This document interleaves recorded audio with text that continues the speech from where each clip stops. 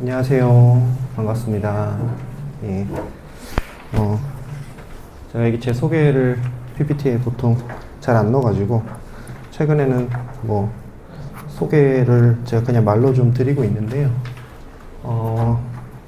저는 이제 카이스트를 나왔고, 항림논술이 제 첫 직장입니다. 제가 지금은 아니지만 한 몇 년 전까지는 자연계 팀장으로서 자연계를 그러다 보니까 제가 사실상 항림논술 자연계에서 가능한 수업들은 제가 다 해봤어요. 다 해봤는데 아무도 수업을 안 하려고 그래가지고 팀장이라 어쩔 수 없이 다 했었습니다. 뭐 그런 면은 좀 있는데, 아무래도 성향상 좀 상위권의 논술을 하는 친구들은 사실 그 수업 강사 입장에서는 사실 그리 힘든 수업은 아니거든요. 애들이 잘하니까. 그러다 보니까 아무래도 이제 선생님들이 조금 상위반들을 좀 많이 선호하시는 경향들이 있어요. 그러다 보니까 중하위권 학생들이 논술에서 사실 뭔가 제대로 배우기가 좀 쉽지 않습니다.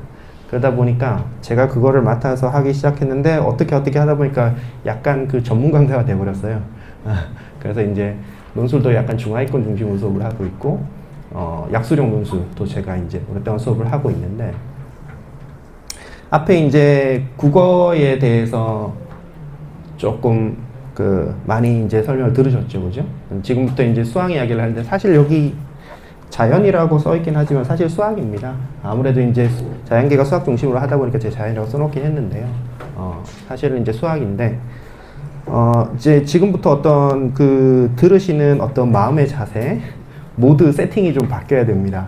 국어하고 수학은 많이 다릅니다. 그러니까 기본적인 과목의 특성 자체가 완전히 달라요. 그래서 우리가 이제 흔히 제가 그냥 비유적으로 표현을 하면 옛날 어르신들이 그렇게 이제 표현하는 경우들이 있습니다. 야, 먹고 살려면 일단은 안정적으로 먹고 살려면 기술 배워야 돼. 뭐 이런 얘기들 하시잖아요. 그러니까 그 말의 의도는, 기술이라는 거는 내가 어떤 실력이라는 걸 가지고 있으면 그럼 그 이후에 겉으로 나타나는 형태는 이것도 적용되고 저것도 적용되고 여기도 써먹을 수 있고 이렇게. 그래서 기술적인 부분들을 어느 정도 갖추고 있다라는 사람들을 보면 뭔가 기계가 고장났다 그러면 일단 뜯고 봅니다. 그걸 잘 할 수 있을지 없을지 모르지만 일단 뜯어요. 옛날에, 요즘 같으면 뭐 TV 잘 뜯지 않습니다만 옛날 같으면 TV도 뜯고 라디오도 뜯고 워크맨 고장나면 그것도 뜯고 하여튼 뭐라도 있으면 일단 뜯어요. 왜냐하면 어쨌든 뜯어놓으면 돌아가는 구조가 비슷하다고 보는 거기 때문에 사실 그런 게 가능한데, 국어는 사실은 그런 류의 테크닉이라는 걸 갖추는 게 보다는 훨씬 더 상위 개념으로 이제 뭐 이미지, 아까 말씀하셨던 것처럼 뭐 그런 식으로 접근을 하지만, 수학은 기본적인 툴, 그러니까 내가 기본 계산 툴이라는 것들을 어느 정도 탑재가 된 상태에서 그걸 적용하는 형태의 문제들을 풀기 때문에, 그래서 사실은 가장 중요한 것은 어떤 유형의 문제를 어떻게 푸느냐보다도 그런 문제풀이 툴 자체를 가지고 있는가라는 거가 사실은 굉장히 중요한 부분입니다. 즉, 기본기의 문제죠. 수학은 굉장히 기본기의 문제입니다. 그리고 수능 모의고사 등급을 기준으로 예를 들어 한 3등급 정도 된다고 보면 그 기본 툴들은 어느 정도는 갖추고 있다고 봅니다. 어느 정도는 갖추고 있어서 거기서부터 이제 좀 더 나가면 이제 2등급, 1등급 가야 되는 건데, 그런데 약수령 논술의 경우에는 지원하는 학생들의 상당 숫자가, 물론 합격생들은 3등급 대에서 많이 나오는 건 뭐 그건 어쩔 수 없습니다만 2등급 이상이 되면 사실은 약수령까지 잘 안 내려오니까요. 근데 이제 사실은 뚫어야 되는 친구들은 이제 4등급, 5등급 정도를 가지고 있는 친구들이 약수령을 뚫어보고 싶은 거죠, 사실. 그렇게 해서 이제 도전을 하는 거지 않겠습니까? 그런 과정에서는 결국 다시 한번 중요해지는 건 기본기입니다. 그 기본기여서, 그래서 앞에서는 이제 출제 범위가 이제 수능 특강, 수능 완성에서부터 변형된 형태 문제. 왜 그게 중요하냐면, 제가 뭐 국어 선생님한테 듣기로는 어떤 지문이 나왔고 그 지문을 본 적이 있느냐 없느냐 라는 것이 매우 중요한 변별 요소가 될 수 있는데, 수학은 그렇진 않아요. 예를 들어 접선을 긋는다 그러면 접선의 공식을 알고 있느냐 없느냐. 근데 그걸 모르면 이제 3등급 가기 어려운 거고요. 그걸 알고 있어야 이제 위로 가는 거고요. 그러니까 결국은 어떤 문제를 풀더라도 항상 기본으로 돌아가야 되는 겁니다. 그러니까 교과서의 기본 개념을 알고 있느냐 모르고 있느냐를 계속 검증하는 거예요. 그런 걸 검증하는 과정에서 비슷한 문제를 계속 풀게 됩니다. 근데 어느 순간 약간 주객이 전도돼서 비슷한 그 문제 유형을 풀 수 있으면 되지 기본은 몰라도 돼 라는 형태로 약간 변질된 것 같아요. 그런 면에서 조금 안타까움이 좀 있습니다. 어쨌든 그래서 제 수업은 그 기본기를 다시 다지는 거에 항상 역점을 두고 좀 수업을 하고 있는데요. 출제 범위 아주 심플합니다. 그냥 수어스투예요. 그리고 발표된 자료에는 수능 특강, 수능 완성을 출전으로 합니다. 출전이라고 써 있는데 거기를 실제로 페이지를 찾아보면 문제가 변형된 것도 있어요. 문제가 변형된 것도 있는데 그 문제가 변형된 것들은 상대적으로 좀 쉬운 문제들. 그럼 조금 더 어려운 문제들은 그 출전을 살펴보면 문제가 아니라 내용 정리 파트가 출전으로 잡혀 있습니다. 그럼 내용이 정리되어 있는 파트가 잡혀 있다는 얘기는 거기서 그냥 문제를 창작했다는 얘기예요. 학교가 문제를 창작했다는 얘기입니다. 그러면 문제가 어려워집니다. 결국은 어려운 문제를 풀어야 되는 것이기 때문에 그래서 모두 전환을 하셔야 되는 게 수학은 기출 문제가 굉장히 중요합니다. 굉장히 중요합니다. 심지어 요즘에는 아이들이 굉장히 특이한 이상한 좀 어떤 상황들이 좀 나타나고 있는데 가끔 애들이 저한테 물어봐요. 선생님 수능 특강 꼭 풀어야 돼요? 물어봐요. 그럼 이게 무슨 말인지 사실 이해를 못했어요. 수능 특강 풀어야 되는 걸 왜 질문을 해? 그거 안 풀고 뭐 할 건데? 수학 공부 안 할 거야? 그러니까 아마도 그 이야기의 배경에는 기출 문제가 똑같은 문제가 다시 안 나오니 그러면 똑같은 문제가 나올 수 있는 다른 문제를 푸는 게 좋지 않겠냐라고 아마 물어보는 의도인 것 같아요. 그러면 그나마 유형화가 되어 있다는 기출 문제조차 못 맞는데 그럼 다른 문제 풀면 같은 문제가 나올 거야? 절대 안 나오죠.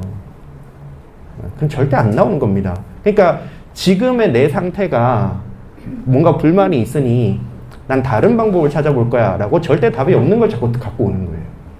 그러니까 이런 좀 안타까운 일들이 벌어집니다. 수능 특강 사실 당연히 풀어야 되는 건데 수능 특강 완성은 무조건 해야 되는 거거든요. 그걸 질문한다는 것 자체가 아이들이 이제 뭐랄까 쉽게 가는 편법이라는 걸 너무 자꾸 찾으려고 한다는 거예요. 왜냐하면 쉽게 가는 편법이 있다는 걸 평생 들어왔거든요. 학원가를 전전하면서 평생 쉽게 가는 편법에 대해서만 들어왔어요.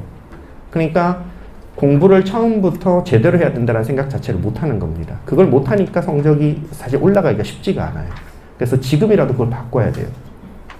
그래서 제가 이제 교과서에서 출발하는 기본 개념을 좀 많이 강조하는 편입니다, 수업에서.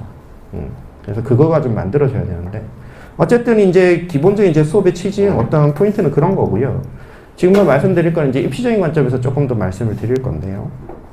처음에 이제 논술 개괄에 대해서는 앞에서 말씀을 들으셨으니까 이제 1차에 있는 게 여기 이제 을지, 상명, 서경 요 학교들이 이제 1차에 있고요. 그 다음에 대부분의 학교들은 이제 수시 2차에 있습니다.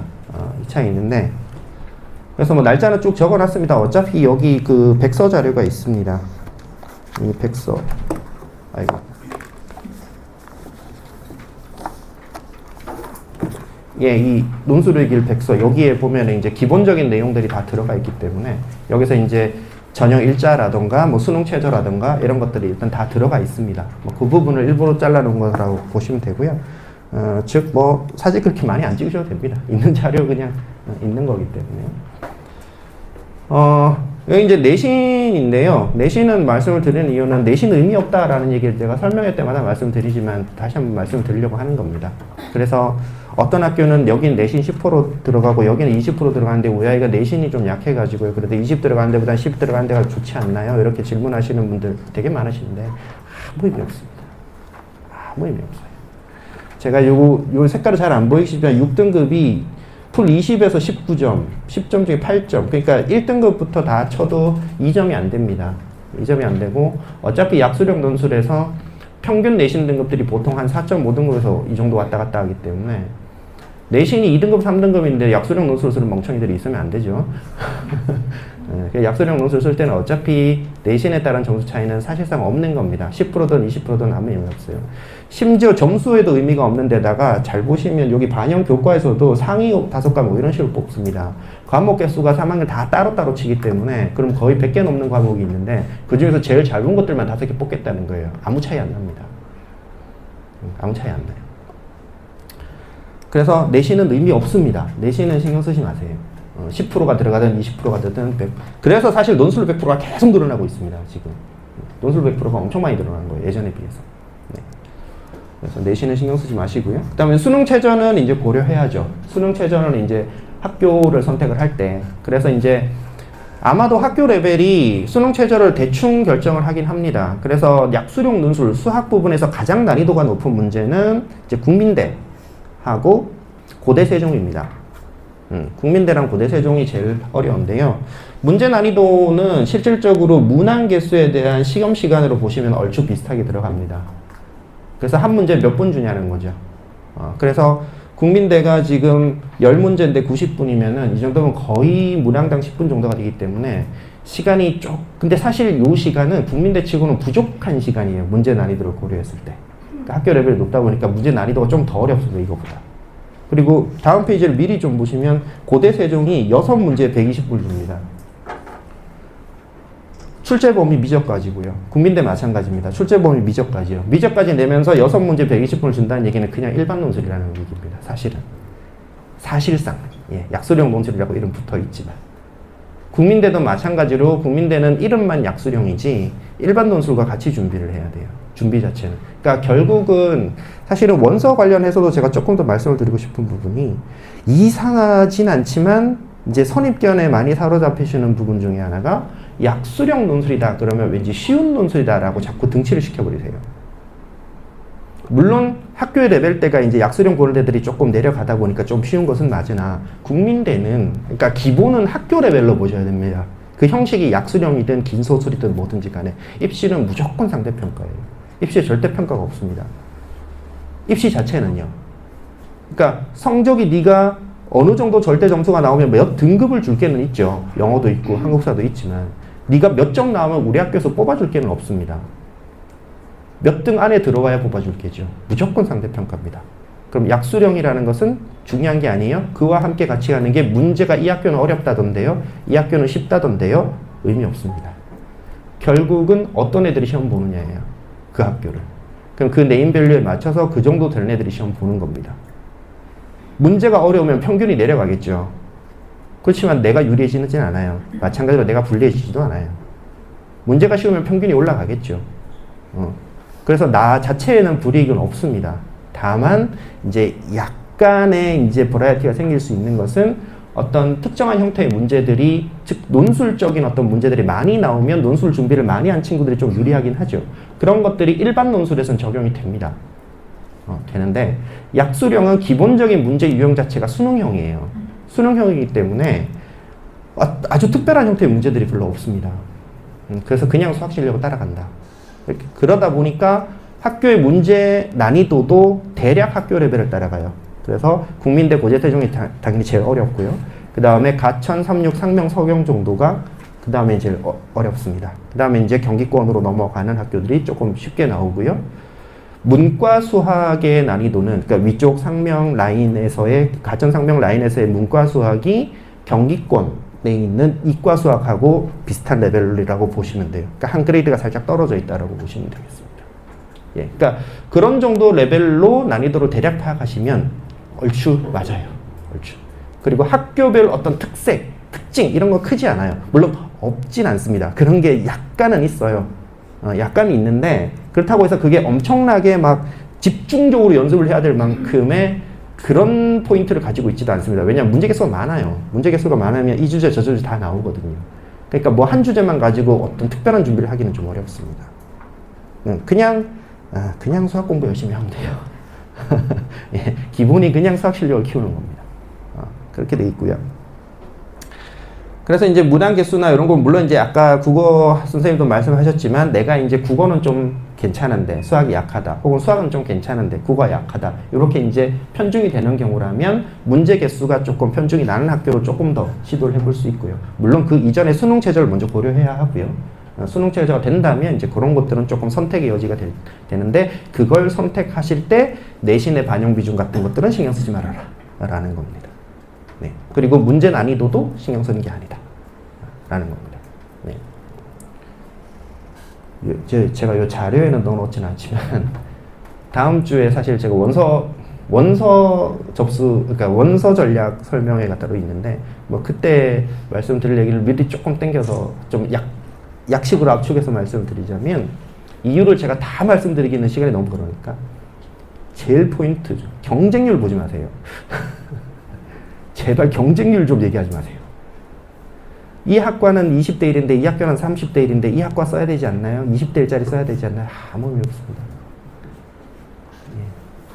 어떤 학생들이 지원하는지에 대한 정보가 빠져 있으면, 어떤 학생들이 쓰는지에 대한 정보가 빠져 있으면 숫자만으로는 보여주는 게 아무것도 없습니다.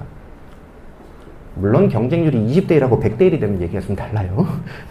그 정도 사이즈가 되면 얘기가 좀 다르지만 20대 1, 25대 1, 30대 1 아무 차이 없습니다. 실제로. 예.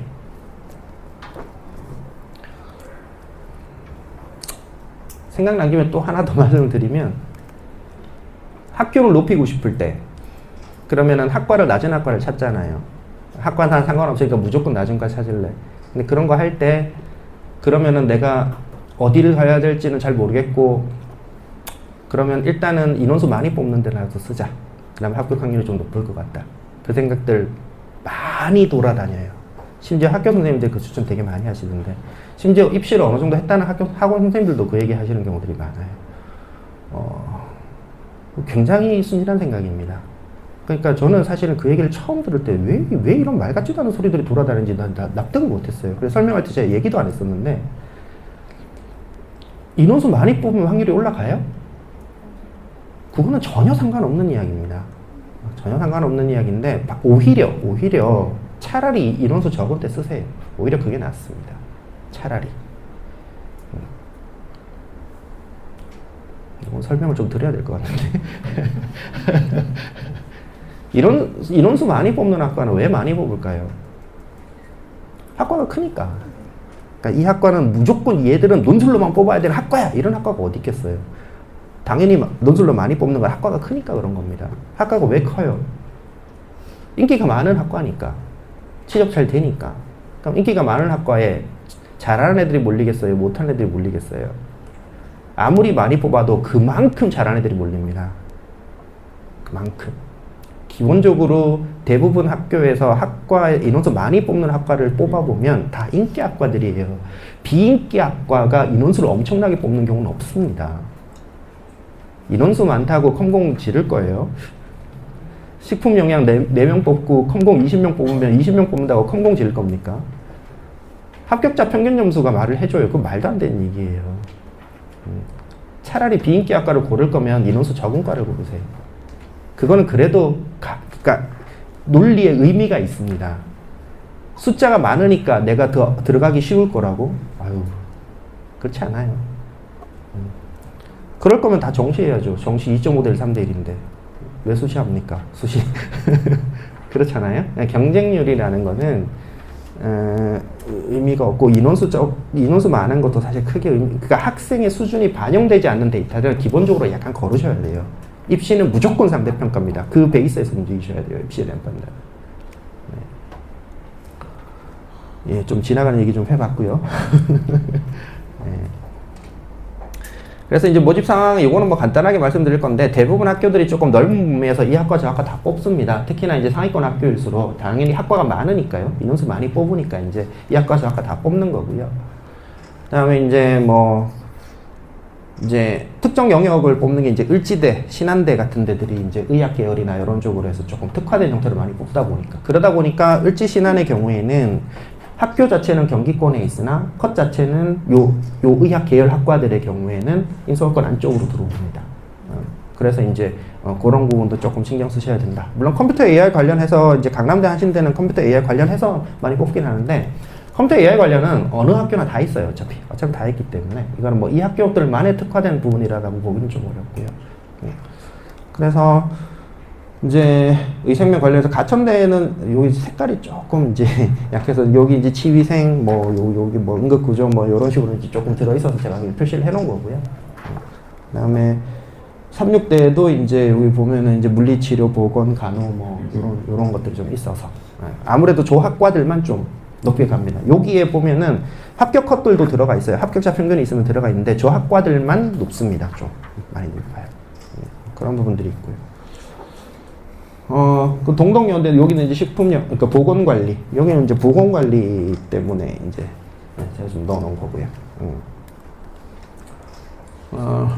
그다음에 수원대는 이제 간호가 하나, 간호가 저 밑에 여기 간호가 하나 있어가지고 제가 넣어놔봤고, 왜냐면 간호를 이제 좀 이렇게 많이 지원을 하다 보니까 간호가 이제 레벨이 좀 올라오죠. 그래서 학교는 수원이 있지만 간호 자체는 거의 인서울급으로 올라옵니다. 그런 부분이 좀 있었어요. 신한대 뭐 마찬가지로 여기 간호치의생 임상병리. 그러니까 이게 사실은 이제 의학 계열의 끄트머리들이잖아요. 의학 계열의 이제 위에 이제 의대부터 시작해서 위에서 이제 쭉 나가고, 그 다음에 요 막내 정도가 원래 간호 정도였는데, 이제 그 밑에 이제 소위 이제 테크니션들, 소위 기술자들이죠. 이제 그걸 하기 위해서 이제 뭐 임상병리, 치의생 뭐 이런 것들이죠. 그러니까 기본적으로 의학 계열을 깔고 있으면은 라인이 좀 높아지는 경향이 있기 때문에, 그래서 이제 저기는 조금 이제 높다. 그런 얘기 이제 말씀드린 거고요.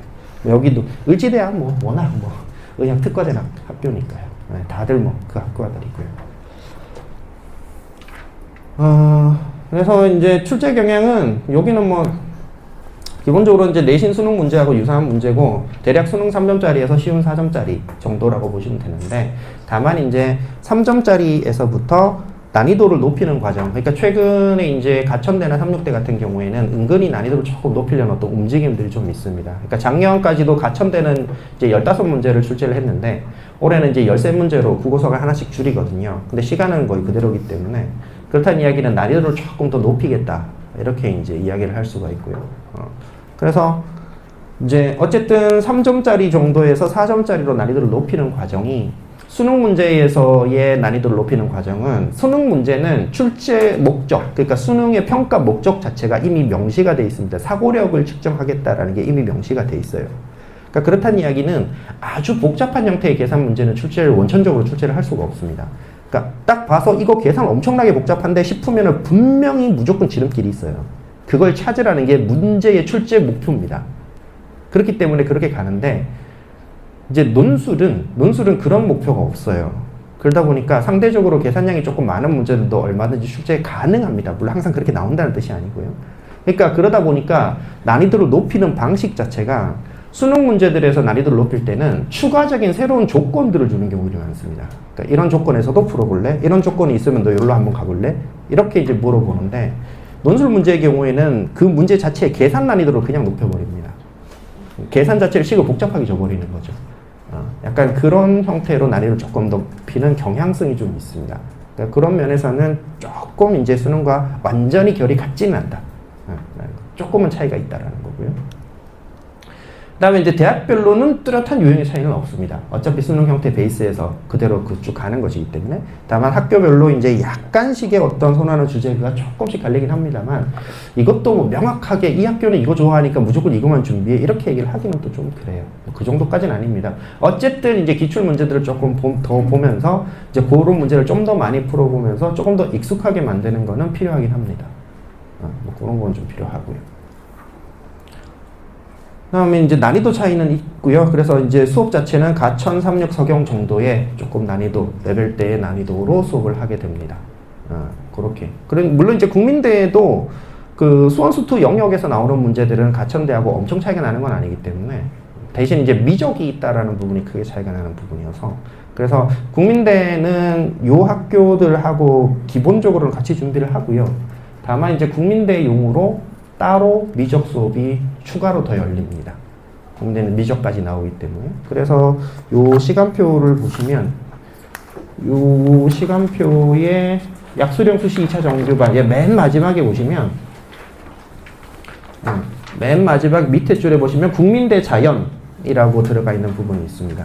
요거는 이제 그 전까지, 그러니까 지금 토요일 오전에 하는 그 4시간 반짜리가 6회 동안 진행이 되는데, 그 6회가 진행되고 난 이후에 추가로 2회가 미적분만 가지고 국민대 자연 학생들만, 물론 인문은 미적이 안 나오기 때문에 그거는 상관없고요. 자연 학생들은 추가로 2회차가 더 있습니다. 뭐 그런 정도 보시면 될 것 같고요. 그 다음에 이제 문학 예시인데, 요거는 뭐 사실 학생이 있으면 더 좋은데 오늘 학생이 잘 안 보이는 것 같아서요. 그래서 요거는 뭐 수능에 늘 나오는 기본 문제입니다. 제가 뭐 요렇게 문제를 넣어놓은 이유는, 사실은 문제를 보시라는 게 아니라 이 답안의 분량을 보시라는 거예요. 이게 답안 분량이고 이게 이제 평가 배점입니다. 그러면 이제 문제 자체는 어쨌든 3, 4등급 정도 되는 학생들도 대부분 다 푸는 기본 문제입니다. 수능에서 맨날 나오는 기본 문제예요. 이런 것도 논술에서 약수능 논술에서는 그냥 이렇게 똑같이 낸다는 겁니다. 기본 문제는 똑같이 가는 거예요. 똑같이 가는데 답안 분량이 요런 정도, 그러니까 대충 한 대여섯 줄, 한 7줄. 그러니까 일반 논술에 비해서 분량이 작습니다. 요런 정도로 이제 쓰면 되고요. 두 번째는 36대인데 잘 안 보이시겠지만 그냥 같은 유형의 문제입니다. 같은 유형의 문제인데 숫자만 조금씩 달라요. 그러면 숫자만 조금씩 다르게 해놓고 이거를 이제 기출문제의 변형이다 이렇게 연습하는 게 의미가 있는가? 의미가 없어요. 어차피 저 문제는 허구한 날 풀던 문제입니다. 숫자 바뀐 거 가지고는 다른 문제 연습한다는 게 의미가 없어요. 그게 국어랑 다른 부분입니다. 국어는 그 지문을 읽어봤느냐 안 읽어봤느냐가 의미가 있어서 그게 익숙하냐 아니냐가 중요하지만 고3 학생들 중에 이 문제가 익숙하지 않다 그러면 그거는 좀 곤란합니다. 그 매우 곤란해요. 이게 익숙하지 않다 그러면은 못해도 한 6등급, 7등급 정도 돼야 되기 때문에 그래서 숫자 바꿔서 변형 문제를 내는 게 크게 의미가 없어요.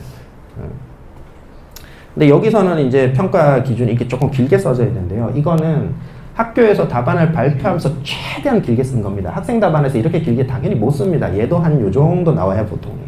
답안으로 치면. 그냥 평가 기준이니까 이제 각각을 주기 위해서 막 길게 써놔서 그렇지. 이렇게까지 쓸 필요 없어요. 이렇게까지 아니면. 그냥 학교 발표 자료로서 해놓은 겁니다. 요거는 성형대 문제인데 마찬가지로 같은 유형의 문제입니다. 리미트 붙어있고 뭐 함수 이렇게 나와 있는 문제인데 요거는 조금 더 어렵게, 조금 더 복잡하게 살짝 꼬여있어요. 요 식 형태가. 살짝 정도 꼬여있는데 어쨌든 기본은 똑같습니다. 풀이하는 방향이. 리미트 붙어있으면 분자 0 되면 부모 0 돼야 되고 뭐 맨날 하는 게 똑같아요. 그걸로 푸는 겁니다. 그래서 유사한 형태의 문제가 기본적으로 서로 겹치는 문제들이 많이 나온다. 물론 이제 약간씩 특이한 문제들도 없지 않아 있긴 하다. 그런 정도 말씀을 드리려는 거고요.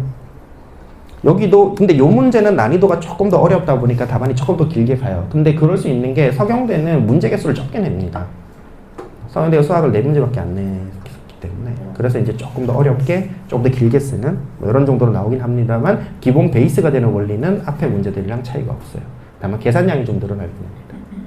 네. 요런 정도 봤고요. 그래서 이제 제 수업 구성은 이제 모의고사는 기본적으로는 기출문제를 가지고 모의고사를 봅니다. 그러니까 답안 작성 연습하는 거예요. 그러니까 국어보다 수학이 답안 작성 분량이 훨씬 더 깁니다. 그러니까 아까 답안을 한 대여섯 줄 정도 보여드렸잖아요. 국어는 이제 단어를 찾거나 한 줄, 한 문장 쓰기 이런 것들이 많은데 수학은 그래도 6, 7줄을 써야 됩니다. 근데 그걸 쓰라고 하면 학생들이 쓰는 방식이 전부 천편일률입니다. 한글이라는 게 아예 나오질 않습니다. 그냥 수식만 이렇게 적어놔요. 그러니까 연습장에 풀듯이 그냥 풉니다. 근데 이제 그것만으로는 부족한 문제들이 많거든요. 예, 그래서 이제 그거를 설명하는 걸 어떻게 하느냐가 사실은 그걸 훈련시키는 게 어떻게 보면 관건이기도 합니다. 좀 중요한 부분이고요. 말하자면 단기간에 성과를 낼 수 있는 부분이 그런 부분들이에요. 그거에 대해서 조금 더 길게 말씀을 드리면, 자, 요 논술의 길 자료 요 보시면 심플하게 가천대 계속 예시니까 17페이지 가천대의 결과 한번 보시죠. 제가 여기 뭐 PPT에 넣어놓진 않았지만 가천대 결과를 보시면 작년 이륙 입시 결과의 논술 정답수가 150점 만점에서 보통 100점에서 110점 정도 됩니다. 그럼 자연계 학생들이 이제 9개, 6개, 사실 국어에서 틀린 부분들이 그리 많지 않다고 가정을 하고요. 그럼 어쨌든 대략 한 15개 기준으로 4개에서 5개 정도가 틀렸다라고 보는데 이게 진짜로 4개를 틀린 걸까요? 즉 답안을 11개만 썼을까요? 그러지 않습니다, 당연히. 그러니까 이게 합격자들의 평균이기 때문에 합격상들의 답안은 웬만한 그러니까 가천대 문제 중에서 학생들이 진짜로 어려워서 손을 못 댈 만한 정도의 난이도 문제가 간혹 하나씩은 섞여 나오긴 합니다. 간혹 하나씩은 또는 그게 섞여 나오는데 나머지 대부분 문제는 그래도 손은 댈 수 있는 문제들이에요. 그러니까 기본적으로 최소한 14개까지는 답안은 작성했다는 얘기입니다. 답안을 작성했는데 150점 만점에 110점이 나왔다? 그렇다는 얘기는 30점 정도는 부분 점수의 감점이라는 얘기예요. 물론 뭐 답을 틀렸을 수도 있죠. 틀렸을 수는 있겠지만 어쨌든 그 평균적으로 그 정도의 감점을 당한다는 겁니다. 그러면 아예 문제를 풀어가지고 내가 15개 중 수학 9개 중에서 예를 들어서 한 3개밖에 못 풀어. 이 정도가 되면 그거는 사실은 시험 자체를 좀 하기가 좀 어렵고요. 그러니까 어느 정도는 그래도 실력이 되는데 그래도 내가 12개, 13개 정도까지는 어쨌든 풀어내긴 하는데 거기서 최대한 감점을 줄이는 거예요. 일단. 그러려면 설명을 해야 됩니다. 설명을 해야 되는데 학생들이 설명을 잘 안 해요. 그래서 이제 요 서면 첨삭을 하면서 제가 설명해라 이걸 계속 강조하고 수업 시간 중에도 이런 내용이 있으면 이거는 이렇게 설명하고 이렇게 문장을 써라고 이제 계속 강조를 합니다. 이제 그런 부분들이 이제 회차가 반복이 되면 답안이 조금씩 좋아져요. 그러니까 답안의 모양새를 어느 정도 갖춰갈 필요가 있는데 근데 이걸 아예 본격적으로 대면 첨삭하려면 사실 첨삭하는 문제 개수가 줄어들 수밖에 없는데요. 그래서 아예 본격적인 대면 첨삭할 만큼 막 한 페이지씩 쓰는 건 아니기 때문에 어쨌든 답을 알고 있는 상태에서 어느 정도 썼다면 여기서 요런 정도 내용을 좀 추가해줘, 요거 정도 설명은 좀 해줘, 요런 식으로 계속 코멘트를 붙이는 겁니다. 그럼 그걸 연습하는 거죠. 이 정도는 사실은 서면 첨삭으로도 어느 정도 만들어집니다. 그리고 이제 주제 내용 설명하고 해제 당연히 문제 풀어야죠. 수학이라는 게 어차피 늘 똑같습니다. 문제 풀고 풀이하고 어차피 늘 똑같은 거고요. 그다음 이제 매회 추가 기출 세트. 아무래도 이제 문제 개수를 그래도 왜냐하면 이게 3등급까지를 일단 목표로 가는 학생들이기 때문에 이 학생들은 기본적으로 문제 풀이의 양이 좀 적다고 봅니다. 제가 그렇게 보고 있어요. 반대로 얘기를 하자면 소위 이제 양치기라고 하죠. 양을 엄청나게 풀어대면 이 학생이 재능이 있든지 없든지 그거는 무시하고 일단 3등급까지는 갑니다. 그렇게 보는 건데 3등급이 안 된다 그러면은 그렇죠. 유튜브 너무 많이 보는 거예요. 유튜브를 너무 많이 보고 있는 겁니다. 저희가 이제 입시센터도 그렇고 저희도 늘 하는 얘기가 평균 3등급이다. 예를 들어서 모의고사가 평균 3등급이다 그러면은 대략 하루에 3시간씩 유튜브를 보고 있는 겁니다. 대략 심플하게. 평균 4등급이다 그러면은 하루 4시간씩 보고 있는 겁니다. 저희가 그걸 약간 농담처럼 얘기를 했는데 실제로 학생들 상담하면서 물어보잖아요. 거의 맞아 들어갑니다. 그래갖고 평균 너 유튜브 4시간 보지? 예, 그 정도 보는 것 같아요. 거기 저 유튜브 안 보는데요? 릴리스 보는데요. 뭐 그런 차이는 있겠지만 결국은 이제 하루에 이렇게 오전에 보고 뭐 언제 보고 이게 다 합쳐보면 대충 그 정도 시간이 나와요. 거의 그렇게 맞아떨어지더라고요. 참 희한하게도. 그렇다는 얘기는 재능의 차이라는 것은 크게 의미가 없다는 겁니다. 기본적으로 할 수 있는 만큼 노력이 들어가면 얼마든지 그게 가능하다는 얘기예요. 그래서 이제 그거를 조금 더 하자고 이제 추가 문제를 더 나눠줍니다. 그럼 이제 풀어봐라. 채점 예시인데요. 요거가 이제 제가 채점을 해보면 이렇게 됩니다. 요 학생은 이제 5점, 여기 이제 5점 맞았고요. 요거는 그러니까 10점 만점으로 다 채점이 된 겁니다. 여기는 5점이고, 여기는 7점이고, 그렇습니다. 근데 이게 정답이에요. 요게 정답입니다. 요게 정답인데 5점이라는 거예요. 얘가 정답인데 오케이 돼 있잖아요. 최종 결과에. 이게 정답인데 7점이라는 겁니다. 그러니까 점수가 이렇게 날아가요. 그렇습니다. 그러니까 설명이 없으면 그거는 학교의 출제 기준은 채점 양식이 이미 명시가 돼 있어요. 그러니까 설명 없이 답만 만든 경우 아예 채점 기준이 명시가 돼 있습니다. 그래서 이제 이런 친구들 이제 요런 친구들 요거는 이제 조금 항목이 빠져서 이제 요 부분은 이제 요런 것들은 또 마찬가지로 설명이 없고 뭐 이러다 보니까 요 친구가 좀 안타까운 경우인데 요 친구는 여기다가 16분 이게 답이 16분의 1이거든요. 답이 16분의 1인데 요거를 16분의 1을 자기도 제가 답을 봤더니 약간 10분의 1처럼 헷갈리게 써놨어요. 그러니까 글씨가 좀 그렇더라고요. 그러더니 지가 답을 10분의 1이라고 써놨어요. 참 가슴 아프죠 이런 거. 매우 가슴이 아픕니다. 그래서 3점 감점 받았어요. 그러니까 반대로 얘기를 하자면 누가 봐도 계산 실수인 게 명확해요. 그러면 10점이 다 날아가는 게 아니라는 겁니다. 결과가 틀리더라도. 3점 정도? 경우에 따라서 2점 정도. 그렇게. 누가 봐도 계산 실수인 게 명확하면. 이만큼 점수는 준다는 거예요. 준다. 그게 이제 논술이라는 거죠. 그래서 상대적으로 이제 계산 실수가 조금 많은 친구들의 경우에는 논술 시험이 조금 더 적합할 수 있습니다. 이제 그런 특징을 많이 보이는 애들이 누가 봐도 이과인 애들 있잖아요. 어려서부터 이과인 애들. 그래서 뭔가 열심히 하는 거 되게 싫어하고 한 3일 정도 놀아야 이제 하루 겨우 집중하고 하루 집중하는 걸 보니까 얘가 정신 좀 차렸나 싶으면 그다음부터 일주일을 또 놀아요. 뭐 이런 애들 있잖아요. 그러니까 집중력으로 공부하는 애들. 그런 애들이 계산 실수가 많거든요. 그러니까 그런 친구들한테 오히려 조금 유리할 수 있는 게 논술 시험이긴 합니다. 물론 그럼에도 불구하고 장기간의 노력은 절대 이기지 못합니다. 뭐 그런 부분이 있는데요. 그래서 이제 채점 방식이 저렇게 된다라는 걸 말씀을 드린 건데, 요 답안은 이제 그 다음에 보여드릴 답안은 이제 한 친구 한 명의 답안입니다. 요게 첫 회차 수업 때고 그 다음에 이제 5회차 수업 때를 보여드릴 건데, 요 문제는 잘 맞았어요. 근데 요 문제는 원래 계산 문제입니다. 얘는 설명할 게 없는 그냥 단순 계산 문제예요. 그래서 계산 결과만 맞으면 무조건 풀점수를 주는 문제입니다. 그리고 이제 요거는 처음부터 삐끗했어요. 얘는 뭔가 조금 방향을 잘못 잡았나 봐요. 그래서 그냥 사실은 점수 표시는 안 했지만 그냥 0점인 겁니다. 방향을 잘못 잡아서 그런 거고요. 얘도 중간에 설명이 약간 좀 그렇게 됐어요. 그렇게 됐는데 이 친구가 이제 5회차 수업에서 이제 요 중간에는 제가 계속 설명서라가 이제 계속 들어가는 겁니다. 계속 들어가니까 요 답안이 잘 안 보이시겠지만 요게 숫자인지 글자인지 정도는 보이시죠? 요게 어쨌든 글자입니다. 한글이에요. 야, 답안에 한글이 있다. 답안에 한글이 있다. 우리 세종대왕님께서 엄청 기뻐하실 한글이 있다. 그래서 이런 설명들이 있고 여기도 설명들이 있고, 근데 이 친구는 맨 마지막에 딱 계산 하나만 플러스 3을 마이너스 3으로 잘못 썼어요. 그래서 2점 깎았습니다. 그러니까 계산 실수에 대한 답 틀리는 거는 감점폭이 크지 않아요. 그런 겁니다.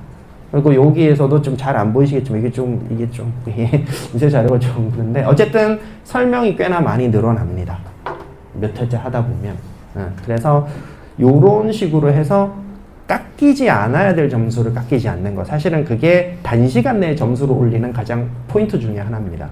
왜냐하면 수학 실력을 올리는 것은 사실 시간이 좀 많이 걸려요. 그러니까 기본기가 부족한 것도 계속 노력해서 올리긴 해야 되지만 어쨌든 시간이 좀 많이 걸리는데, 답안을 쓰는 요령이라는 것은 금방금방 어쨌든 적응이 됩니다.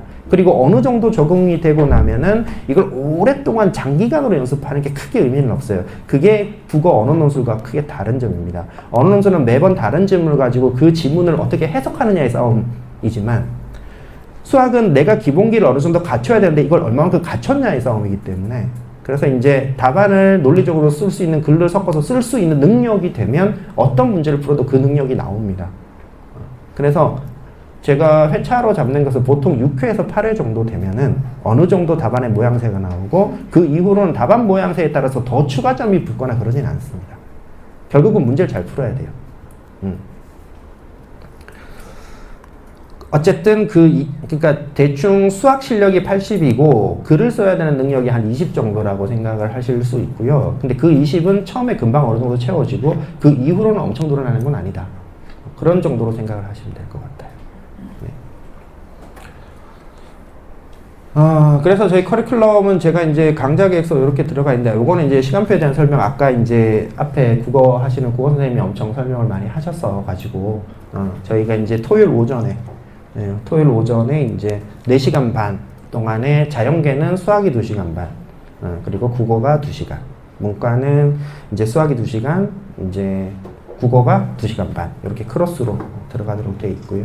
그 다음에 이제 이후에 파이널 수업들, 국민대는 이제 추가 2회차, 마지막 뒤에 이제 2회가 더 붙게 되고요. 같은 시간대로, 시간은 조금 변경이 됩니다. 그러니까 국어가 없이 수학만 하는 거라 시간은 조금 변동이 됩니다만, 기본적으로 토요일 오전 시간대에 같이 시간에 깔려 있고요. 그 다음에 이제 파이널 강좌 계획도 요거는 아까 뭐 보셨을 거고, 여기도 들어가 있습니다. 여기 시간표에 다 들어가 있는 거기 때문에. 그래서 상명대, 을지대, 서경대 요 학교들은 이제 파이널들 수업을 하고, 그러니까 사실은 파이널을 하는 가장 큰 이유 중에 하나는, 이것도 사실은 옛날에 비해서 조금 많이 변질이 됐는데요. 최근 기출, 그러니까 이제 올해 모의 문제와 작년 기출 문제, 올해 모의 문제와 작년 기출 문제를 학생들이 안 봐요. 그래서 사실은 그거를 보면서 기출의 경향이라는 거를 많이 조금 알려주고 이런 식으로 조금 더 신경 써야 된다라는 거를 그걸 보는 의미가 굉장히 강합니다. 언젠가부터 학생들이 기출 문제를 잘 안 봐요. 굉장히 잘못된 방식입니다. 기출 문제가 사실 기본인데 그래서 이제 그 부분을 하기 위해서라도 최소한의 어떤 파이널은 좀 필요한 것 같아서 이렇게 수업이 구성이 되어 있습니다. 뭐 논술 전형 저 다시 한번 말씀을 드리면 자 수시 1차에 사실 여기서 어떻게 보면 오늘 이야기 중에 또 아까 잠깐 말씀드렸던 것처럼 이제 원서를 쓰는 과정에서 중요한 부분 다시 한번 조금 말씀을 드릴 부분은 제가 앞에도 이 일정은 보여드렸습니다만 다시 한번 여기 넣어놨는데요. 수시 1차에 있는 학교, 수시 1차에 있는 학교를 조금 더 적극적으로 노리셔야 됩니다. 그러니까 이렇게 얘기를 하면은 많은 학생들이 특히나 이제 약수령도 마찬가지지만 이제 중하위권의 일반 논술을 시작하는 친구들도 마찬가지인데요. 시작 스타트 시기가 사실 좀 늦어요. 원서를 쓰고자 하는 지금 정도부터 관심을 가지고 논술 해볼까 이렇게 들어오다 보니까 그러면 이제 수능 전에 논술 시험 본다고 이렇게 조금 시간 빼고 하는 게 조금 나 할 것도 되게 많은데 지금 등급 이것도 올려야 되고 저것도 올려야 되고 뭐 할 거 되게 많은데 지금 수능 전에 논술 하는 게 너무 조금 부담스럽다. 그럼 수능을 끝내놓고 논술을 하겠다. 그래서 수시 1차를 조금 이렇게 등한시하는 그런 경우들도 많이 있습니다. 그런데 제가 아까 처음에도 말씀드렸지만 입시라는 것은 어떻게 바라보셔야 되느냐 하면 무조건 상대평가입니다. 내가 힘드냐 안 드냐만 생각하는 것 자체가 너무 순진한 생각이에요. 내가 남들보다 얼마나 더 힘드냐 안 힘드냐, 남들이 나보다 얼마나 더 힘드냐 안 힘드냐를 봐야 되는 겁니다. 그래서 나와 같이 경쟁하는 애들이 얼마만큼 원서를 쓸 수 있느냐를 보셔야 돼요.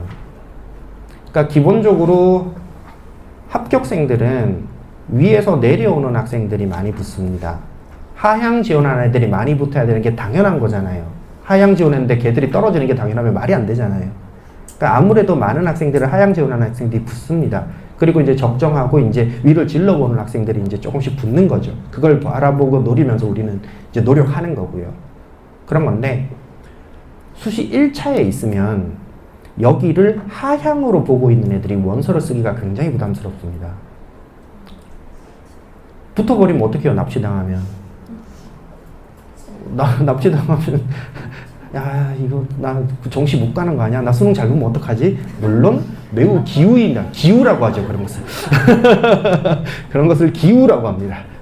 대부분 시험 쳐놓고 보면 거기라도 붙길 잘했다라고 하는 것이 일반적이지만 어쨌든 원서를 쓰는 입장에서는 혹시나 하는 그런 생각들을 하게 됩니다. 그래서 밑으로 원서를 아래쪽으로 쓰기가 힘들어요. 그러니까 그만큼 합격 가능성이 높은 애들이 약간 빠져나갑니다. 그래서 수시 1차는 가급적이면 적극적으로 노리셔야 돼요. 그게 약수령 중에서는 이제 이런 학교들이죠. 을지, 상명, 서경. 물론 상명, 서경 학교가 좀 높기도 하고요. 을지는 또 의학 계열들이니까. 그래서 이런 학교들은 조금 더 적극적으로 노리셔야 합니다. 그건 일반 논술도 마찬가지입니다. 그래서 수시 1차에 있는 학교들은 조금 더 적극적으로 사실 노려보실 필요들이 있다.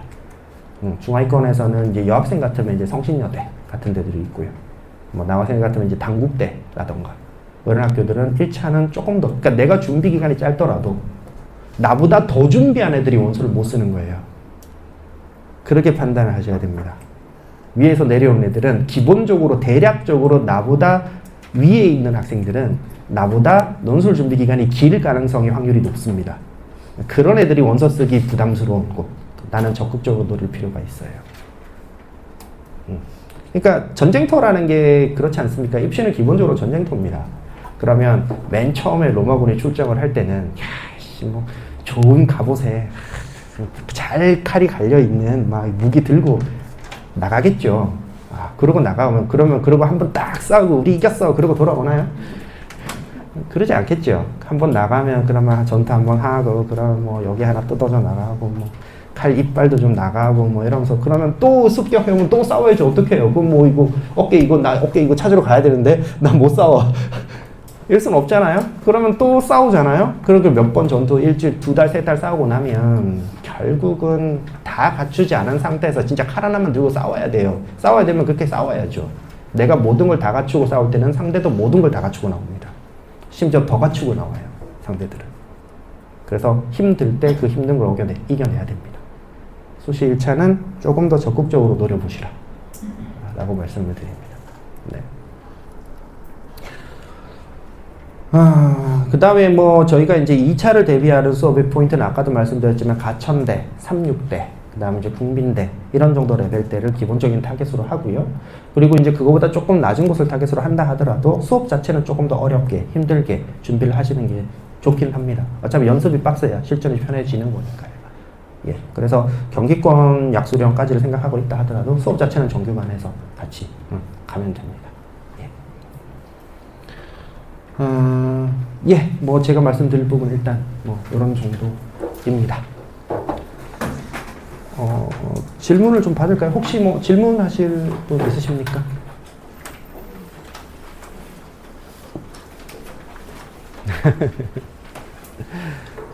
예, 뭐 질문하실 게 혹시 있으시면 뭐 연락처를 따로 받아가셔도 될 것 같고요.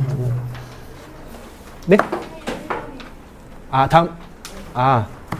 예, 다음 주 4일인가요?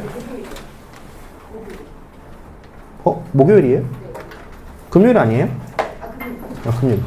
예, 다음 주 금요일 4일 2시에 이제 원서 설명회가 있습니다. 그러니까 원서를 어떤 식으로 쓰는 것이 좋은가? 이런 지금 일부 이제 아주 짤막하게 말씀을 드렸습니다만 그런 것들이 이제 왜 그래야 되는지에 대한 이유 설명도 좀 드리고 자료도 조금 더 많이 있고 하니까요. 그래서 필요하신 분은 뭐 낮 시간이라서 아무래도 뭐 직장에 있으시거나 이런 부분들은 조금 뭐 어려우실 수 있겠지만 그래도 뭐 참석 가능하시면 설명회 한번 와 보시는 것도 좋을 것 같습니다. 예, 다음 주 금요일입니다. 금요일 2시. 예, 그러니까요. 예, 그러면 제 말씀 여기까지 하도록 하겠습니다. 감사합니다.